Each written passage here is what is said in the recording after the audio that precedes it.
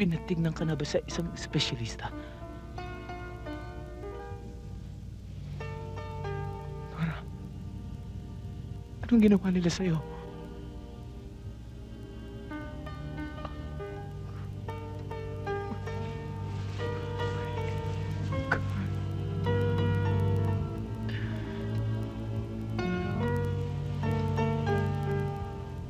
Nora, huwag kang mag-alala. Ilalayo kita rito. Ilalayo kita.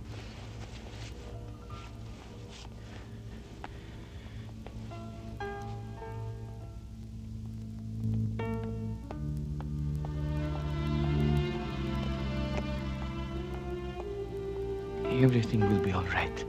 I'll take care of you. Hoy! Ang kulit mo talaga!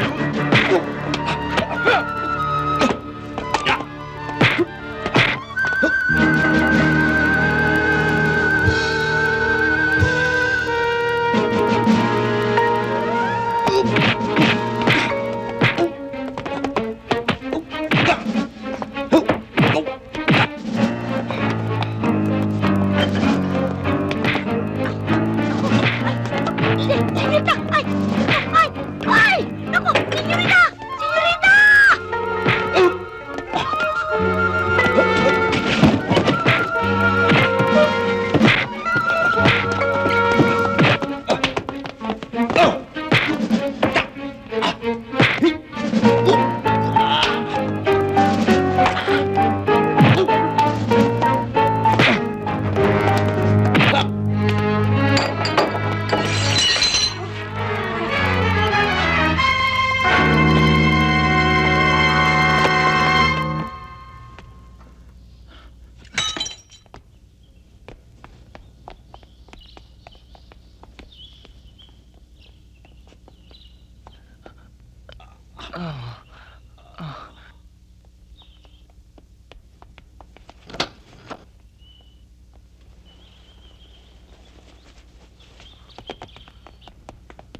Jerry?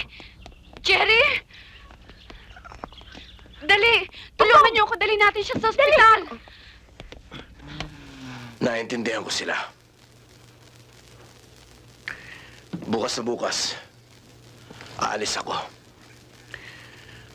Pupunta ako sa probinsya.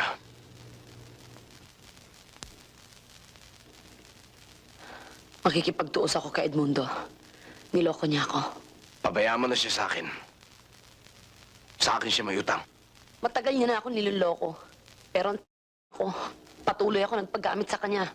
Huwag kang mag-alala. Sanay ako lumaban sa mga hudas. Ilang taon ko siyang pinagtiisan. Gabi-gabi umaate ako para sa kanya sa...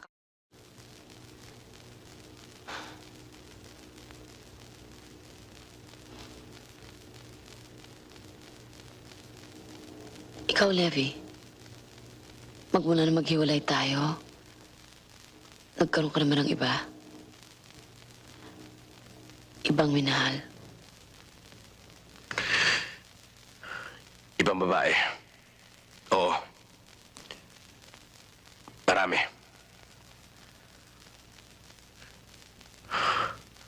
Pero wala akong minahal.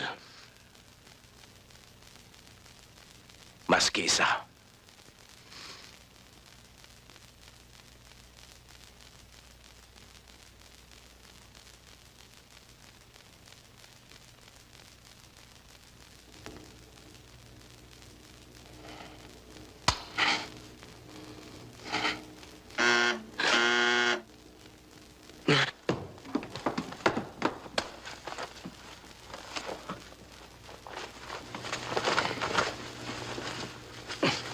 Rachel? Inay? Inay? May naghahanap sa'yo. Jonathan. Maiwan ko muna kayo. Anong ginagawa mo rito? Nagpumilit akong papasokin ng nanay mo. Sabi ko sa kanya, mapagkakatiwalaan niyo naman ako eh. Pumunta nga pala ako sa dati mong tinitirhan. Sabi nila, wala ka na raw doon. Jonathan, si Levi. Kaibigan ko siya.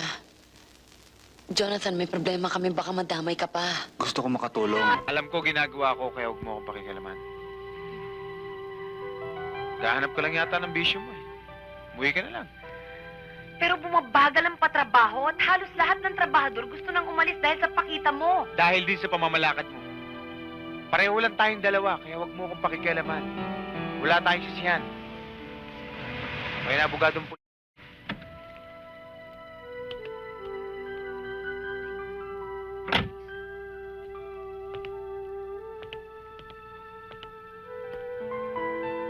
Iha, wala nang kinikita ang mga negosyo mo. Napabayaan mo na. Wala nang manggagawang gustong magtrabaho sa'yo. Itong planta at tabakuhan, parehong nakasanla sa bangko kailangang humingi ng extension kahit 1 taon lang na redemption period. Kung hindi, mapaporclose lahat. Pwede ba masakit na ulo ko? Saka na lang natin Kailangan pag-usapan ko. Ang dami pag-usapan kong problema natin eh. ngayon. Palagi mo pinopospone yung pagharap sa problema. Tama na yan. Lasing ka na naman eh. Ibigay mo sa akin. Akin na yan.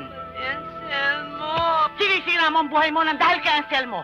Pati negosyo natin, pinababayaan mo na. Kaya alam! Kahit nalustayin ko lahat ng perang binigay sa akin ng papa, lumayas na kayo! Nana John?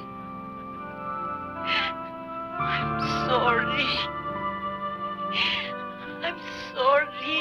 I'm sorry. I'm sorry. I'm sorry, Nana John.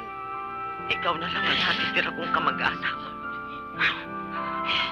Tumanda akong dalaga na dahil sa pag-aalaga sa iyo at sa iyong papa.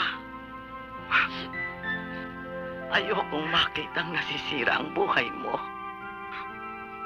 Masakit yun. Mabuti pa ho kaya.